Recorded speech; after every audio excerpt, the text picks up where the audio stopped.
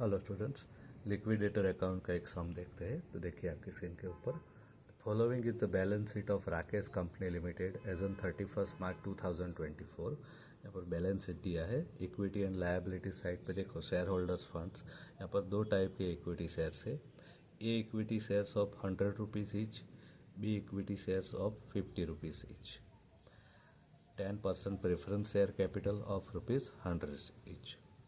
उसके बाद non current liabilities में ये लॉन्ग टर्म बोरोविंग्स, उसमें 15% का डिबेंचर्स है and mortgage loan against investment दिया है। करंट लायबिलिटीज़ में ट्रेड पेएबल्स में क्रेडिटर्स है। अदर करंट लायबिलिटीज़ में 5 डिफरेंट लायबिलिटीज़ आपको अलग अलग दिया गया है। बैंक ओवरड्राफ्ट है against stock, outstanding interest on debentures, outstanding wages of workmen, outstanding salary of employees and outstanding tax of local government last 6 months। तो इतना डिटेल आपको इक्विटी एंड लायबिलिटी साइड पे दिया है। देन एसेट साइड पे भी tangible assets है, non current investment है, करंट एसेट्स में इन्वेंटरी है, ट्रेड रिसीवेबल्स है एंड कैश बैलेंस है। उसके बाद थोड़ी अदर इन्फॉर्मेशन दिया है। On 1st April 2024, the company went into voluntary liquidation. Prepare liquidators receipt and payment statement from the following details. Number 1, assets realized। कितना एसेट्स का रियलाइज हुआ है, वैल्यू वो दिया है। लिक्विडेशन एक्सपेंसेस दिया है। Creditors has sold the investment at ₹28,500 and return surplus amount to the liquidators. ये जो लोन है, मॉर्गेज लोन इन्वेस्टमेंट के सामने, ठीक है। तो यहाँ पर क्या बोला है, क्रेडिटर्स ने ये इन्वेस्टमेंट बेच दिया 28,500 में, और ये जो लोन का अमाउंट है वो उन्होंने रख लिया है। एडिशनल अमाउंट जो भी आएगा वो लिक्विडेटर को एज अ सरप्लस दे दिया। All the liabilities were paid on 30 September 2024 to pay preference share holders dividend for 1 year, यानी प्रेफरेंस शेयर पे 1 ईयर का डिविडेंड एरियर है। लिक्विडेटर्स रेम्यूनरेशन, लिक्विडेटर को कितना रेम्यूनरेशन मिलेगा, तो देखो 1% of the amount of assets realise, यानी जितना भी एसेट्स लिक्विडेटर ने बेचा उसका 1% मिलना है।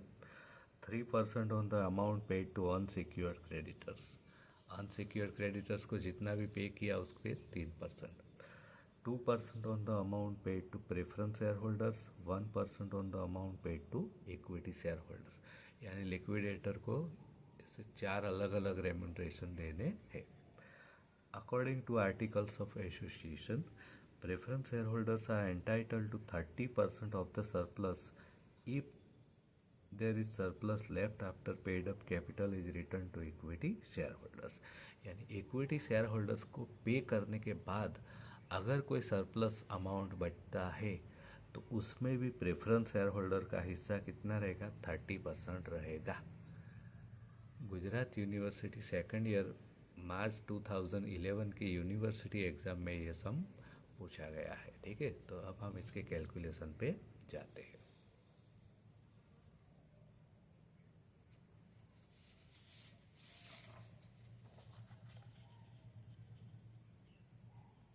देखिए आपकी स्क्रीन के ऊपर, Rakesh company limited liquidators final statement of receipt and payment.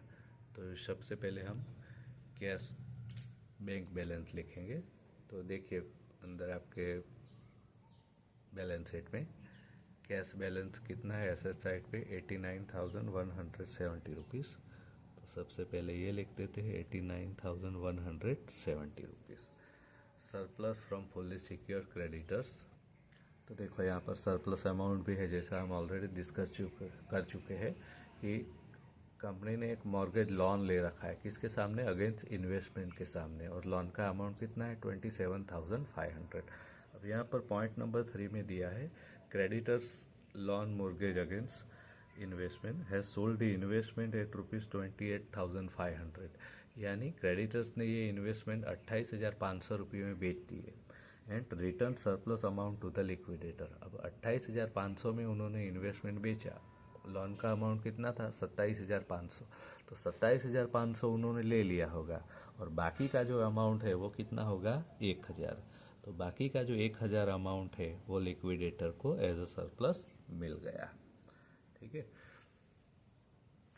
Assets realise, कितना एसेट्स का रियलाइजेशन वैल्यू है, तो पॉइंट नंबर 1 में दिया है land building 6,90,000, machinery 3,20,000, stock 70,000, debtors 2,50,000। चारों का मिला के टोटल करेंगे तो 13,30,000 रुपया आ रहा है। ठीक है, चारों एसेट्स का टोटल इतना हो रहा है। तो अभी इनकम साइड पे इतना ही करेंगे। अब पेमेंट साइड पे जाते हैं। तो पेमेंट साइड पे सबसे पहला फुल्ली सिक्योर क्रेडिटर्स। अगर सब में कोई फुल्ली सिक्योर क्रेडिटर्स के बारे में बोला है तो सबसे पहले उनको पे करना पड़ेगा। ठीक है। तो सब में अदर करंट लायबिलिटीज़ में देखो वेजिस ऑफ वर्कमैन। ठीक है, वर्कमैन को अगर कुछ भी आपको पे करना होता है, ठीक है, तो ये फुल्ली सिक्योर्ड में जाएगा। तो ये 10,000 जो है ये फुल्ली सिक्योर्ड क्रेडिटर्स में लिखेंगे 10,000। उसके बाद बैंक ओवरड्राफ्ट जो है अगेंस्ट स्टॉक लिया है, यानी स्टॉक के सामने आपने बैंक ओवरड्राफ्ट ले रखा है, तो बैंक ओवरड्राफ्ट का अमाउंट भी सबसे पहले आपको पे करना पड़ेगा। अब बैंक ओवरड्राफ्ट कितने अमाउंट का है, 90,000 का। बट क्वेश्चन ये है कि स्टॉक आपने बेचा तो स्टॉक में से कितना अमाउंट मिला, तो स्टॉक में से आपको कितना मिला, 17,000 ही मिला। यानी बैंक ओवरड्राफ्ट अभी आप कितना पे करोगे, 17,000। तो देखो 17,000, ठीक है, 17,000 से ज़्यादा आप पे कर सकते नहीं, क्योंकि आपने स्टॉक के सामने बैंक ओवरड्राफ्ट ले रखा है। तो स्टॉक सेल करने से जितना अमाउंट मिलेगा उतना ही आप यहाँ पर बैंक ओवरड्राफ्ट पे कर सकोगे। स्टॉक में से कितना मिला, 17,000। तो 17,000 यहाँ पे आपने बैंक ओवरड्राफ्ट सबसे पहले पे किया, क्योंकि वो फुल्ली सिक्योर्ड हो गया। ठीक है। तो इस तरह से फुल्ली सिक्योर्ड में 10,000 वेजिस ऑफ वर्कमैन, 17,000 आपका बैंक ओवरड्राफ्ट, यानी दोनों मिला के 80,000 रुपया यहाँ पर आ गया।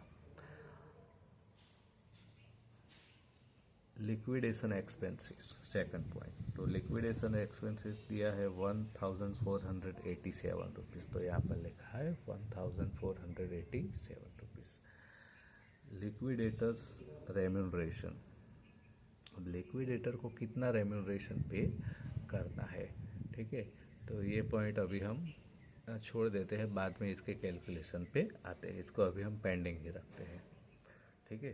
तो कौन कौन सा पॉइंट आपका हो गया, ये हो गया, कौन सा, ये फुल्ली सिक्योर क्रेडिटर्स हो गया, लिक्विडेशन एक्सपेंसेस हो गया, इसको अभी हम पेंडिंग रखते हैं, ये वाला। ठीक है। उसके बाद प्रेफरेंशियल क्रेडिटर्स, सब में प्रेफरेंशियल क्रेडिटर्स कितने हैं, तो उसके लिए हम देखते हैं अंदर। तो बैंक ओवरड्राफ्ट तो हमने फुल्ली सिक्योर्ड में लिया। इंटरेस्ट ऑन डिबेंचर्स, तो डिबेंचर्स के साथ आएगा। वेजिस ऑफ वर्कमैन वो भी फुल्ली सिक्योर्ड में लिया। सैलरी ऑफ एम्प्लॉयज़ ये फुल्ली सिक्योर्ड में आएगा।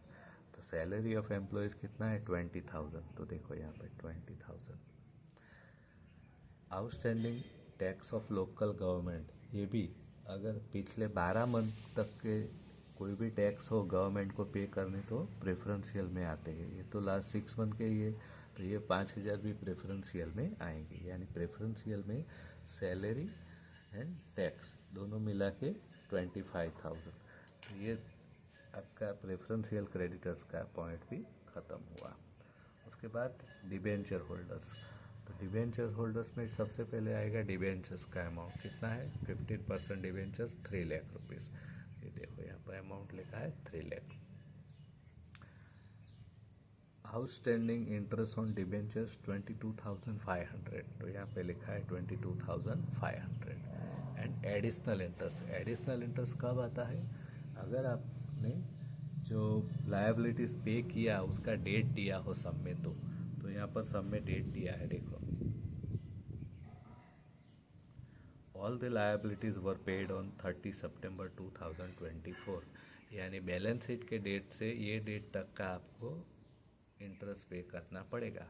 तो आपका बैलेंस शीट का डेट कितना है वो देखो, बैलेंस शीट का डेट कौन सा है, 31 मार्च 2024, यानी 31 मार्च से लेके कहाँ तक 30 सितंबर, कितने मंथ हो गए? 6 मंथ।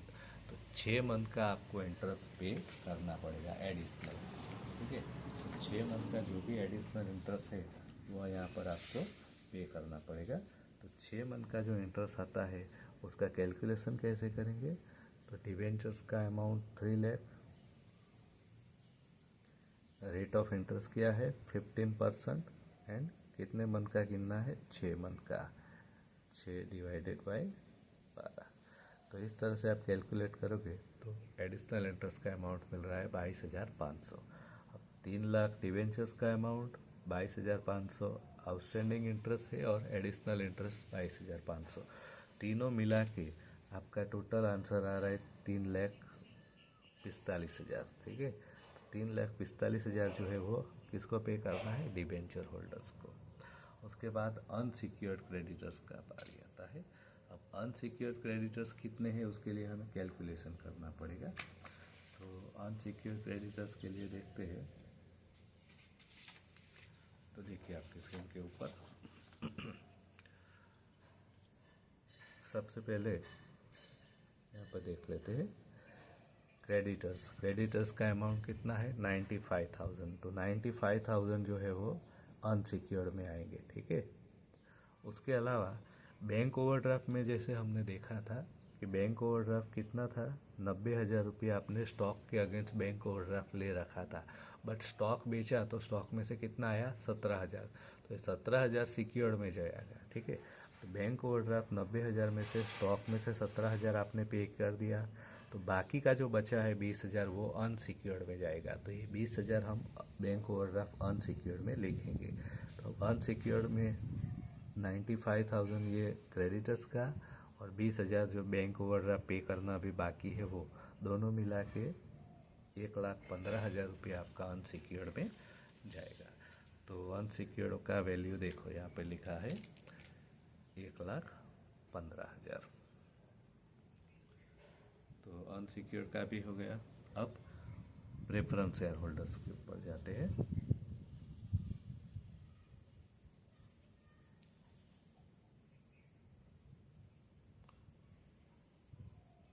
तो देखो सब में प्रेफरेंस शेयर होल्डर्स का अमाउंट कितना है? कैपिटल 1,50,000। तो देखो प्रेफरेंस शेयर कैपिटल 1,50,000।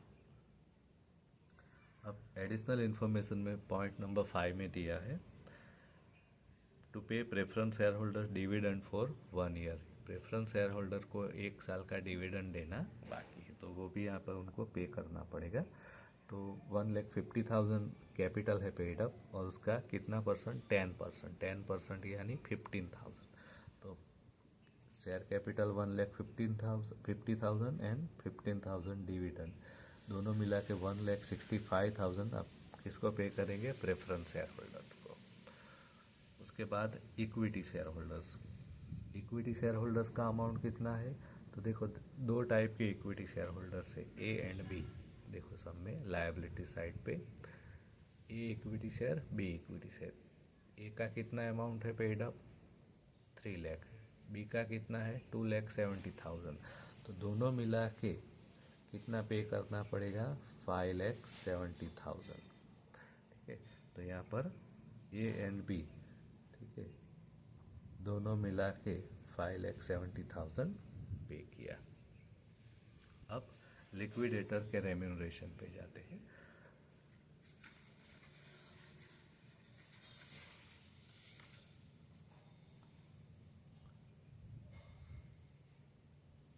तो देखो सब में क्या बोला है? लिक्विडेटर का remuneration 1% on the amount of assets realise. जितना भी एसेट्स आपने रियलाइज किया उसका 1%, ठीक है। तो देखो liquidators remuneration on assets realise 13,30,000 का 1%, यानी 13,300। उसके बाद 3% on the amount paid to unsecure creditors, यानी अनसिक्योर क्रेडिटर्स को आपने जितना भी पे किया उसका 3% लिक्विडेटर्स को रेम्यूनरेशन मिलेगा। अब रूल ये है कि अनसिक्योर क्रेडिटर्स के ऊपर लिक्विडेटर का रेम्यूनरेशन गिनना होता है तो अनसिक्योर्ड के साथ प्रेफरेंशियल क्रेडिटर्स के ऊपर भी इतना ही रेम्यूनरेशन देना पड़ेगा। तो यहाँ पे अनसिक्योर्ड के ऊपर भी गिनना है और प्रेफरेंशियल के ऊपर भी गिनना है, तो दोनों के ऊपर हम लिक्विडेटर का रेम्यूनरेशन गिनेंगे। तो देखो प्रेफरेंशियल पे सबसे पहले ले लिया है, तो प्रेफरेंशियल क्रेडिटर्स को कितना पे किया 25,000, तो 25,000 का 3% यानी 750 रुपीज़ एंड अनसिक्योर्ड 1,15,000 उसका भी 3%, तो 1,15,000 का 3% यानी 3,450 rupees. Then 2% on the amount paid to preference share holders. Preference share holders को आपने जितना भी पे किया उसका 2%, तो 1,65,000 का 2%, देखो 1,65,000 का 2% यानी 3,300 रुपये। 1% on the amount paid to equity share holders. Equity share holders को जितना पे किया 5,70,000 उसका 1%, 5,70,000 का 1% यानी 5,700। सबका टोटल करेंगे पाँचों का, तो लिक्विडेटर्स का रेम्यूनरेशन मिल रहा है 26,500।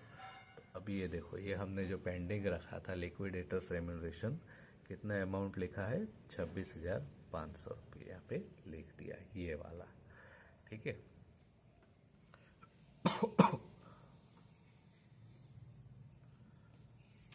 चलो अब लास्ट पॉइंट में दिया है, according to articles of association the preference share holders are entitled to 30% of the surplus if there is surplus left after paid up capital is return to equity share holders. Equity share holders को pay करने के बाद अगर कोई surplus amount बचता है तो उसका कैलकुलेशन करना है। तो सबसे पहले हम सरप्लस अमाउंट का कैलकुलेशन कर लेते हैं कि कितना है, ठीक है। तो सबसे पहले रिसिप्ट यानी इनकम साइड का टोटल करेंगे। तो इनकम साइड पे देखो कैश बैलेंस है, surplus and assets realise, 3 entry है, तीनों का टोटल करते हैं।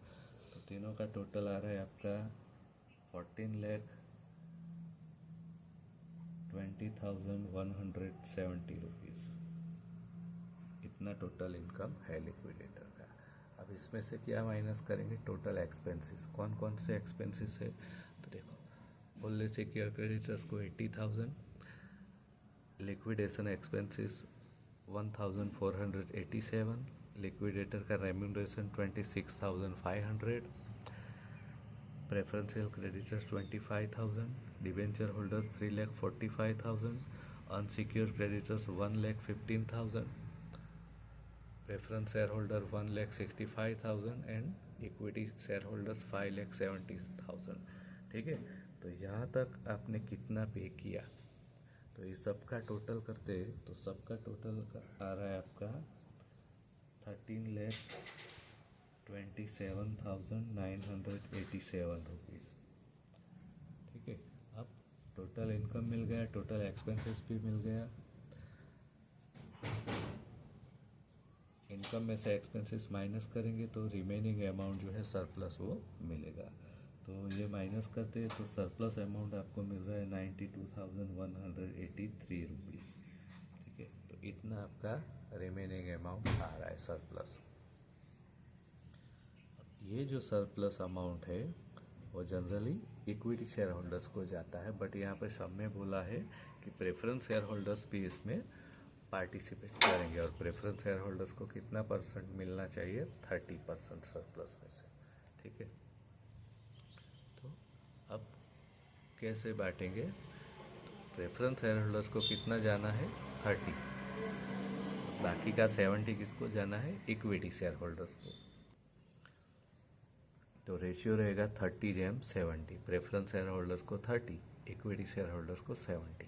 बट यहाँ पर लिक्विडेटर्स का रेम्यूनरेशन भी इसके अंदर इन्वॉल्व आएगा, क्यों, क्योंकि पॉइंट नंबर 6 में बोला है लिक्विडेटर्स का रेम्यूनरेशन कितना है 2% on the amount paid to preference shareholders, 1% on the amount paid to equity shareholders। यानी इसके ऊपर जो एडिशनल अमाउंट है इसके ऊपर भी लिक्विडेटर को रेम्यूनरेशन तो मिलेगा ही। तो 30 जो रेशियो है उसके ऊपर 2% गिनो प्रेफरेंस शेयर का, तो 0.6 यानी टोटल हो गया 30.6। इक्विटी शेयर होल्डर्स का 70 और उसके ऊपर रेम्यूनरेशन 1% यानी 0.7। 70 का 1% 0.7, टोटल हो गया 70.7। तो अब ये जो रेशियो बन रहा है 30.6 जेम 70.7। ठीक है, इसको पॉइंट निकाल देने के लिए, इजी करने के लिए क्या करेंगे, इसको 10 से मल्टीप्लाई कर लेंगे, यानी 306:707। तो ये आपका रेशियो आ गया।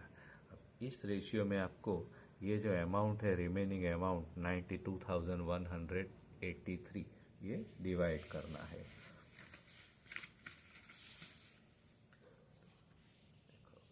Remaining amount of rupees 92,183 will be shared between preference and equity shareholders in the ratio of 306:707। तो ये अमाउंट है रिमेनिंग, ये आप दोनों में बांट दोगे, preference share holders, equity share holders. तो इस रेशियो में बांटते हैं तो प्रेफरेंस शेयर होल्डर्स को आता है 27,846 रुपीज़, इक्विटी शेयर होल्डर्स को आता है 64,337 रुपीज़। इतना टोटल अमाउंट आता है, बट इसके अंदर लिक्विडेटर का रेम्यूनरेशन भी इन्वॉल्व है। ठीक है, तो लिक्विडेटर का रेम्यूनरेशन माइनस करना पड़ेगा। कैसे, तो इसके अंदर ही लिक्विडेटर का रेम्यूनरेशन इन्वॉल्व है, यानी 27,846 में 2%, तो इंटू 2 डिवाइडेड बाय 102 करेंगे तो लिक्विडेटर्स का रेम्यूनरेशन मिलेगा 546 रुपीज़। ठीक है, तो इसमें से लिक्विडेटर्स का रेम्यूनरेशन 546 निकाल लेंगे तो रेफरेंस शेयर होल्डर्स को कितना अमाउंट पे करना होगा, नेट अमाउंट 27,300।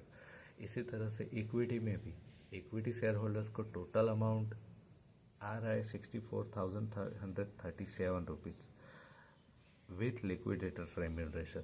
तो लिक्विडेटर क्या करेगा, सबसे पहले इसमें से अपना रेम्यूनरेशन काट लेगा। तो रेम्यूनरेशन क्या कैसे गिनेगा, 1% है ना इक्विटी पे, तो 64,337 इंटू 1 डिवाइडेड बाई 101। तो लिक्विडेटर्स का रेम्यूनरेशन आ रहा है 637 रुपीज़। तो लिक्विडेटर अपना रेम्यूनरेशन काट लेगा और net amount equity share holders को पे करेगा 63,700 रुपीज़।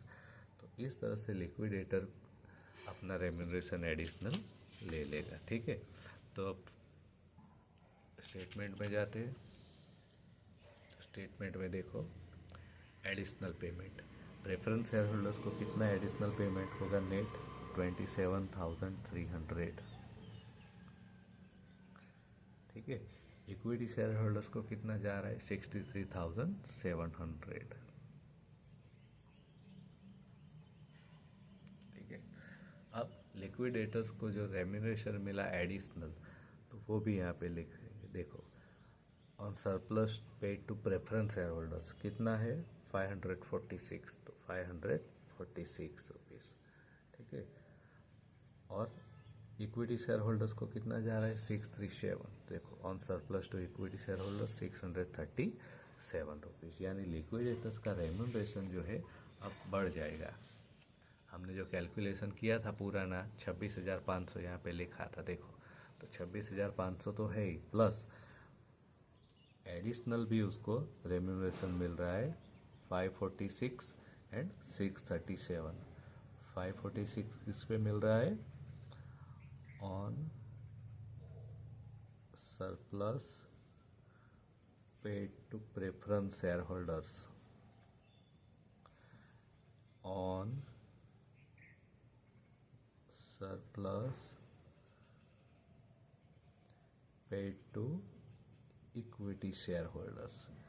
ठीक है, यानी लिक्विडेटर्स का जो टोटल रेम्यूनरेशन है वो अब अमाउंट आपका बढ़ रहा है। पहले 26,500 ही था, अब आपका अमाउंट ये दोनों मिला के टोटल आ रहा है 27,683 रुपीज़। तो ये आपका फाइनल अमाउंट आ गया लिक्विडेटर्स रेम्यूनरेशन 27,683 रुपये। ठीक ठीक है। तो यहाँ पर हम लिख देंगे 27,683 रुपीज़।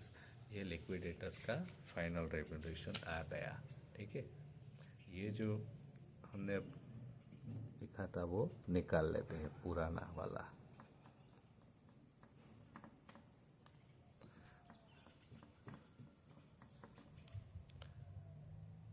ये अब आपका फाइनल रेम्यूनरेशन आ गया। ठीक है, तो इस तरह से यहाँ पर आपका सम खत्म होता है।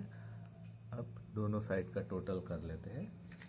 लिक्विडेटर्स का जो स्टेटमेंट है उसका टोटल करते हैं तो इनकम यानी रिसिप्ट साइड का जो टोटल होता है 14,20,170 रुपीज़, और पेमेंट साइड पे भी इतना ही टोटल आ रहा है 14,20,170 रुपीज़। ठीक है, तो इस तरह से ये सम यहाँ पर कंप्लीट होता है।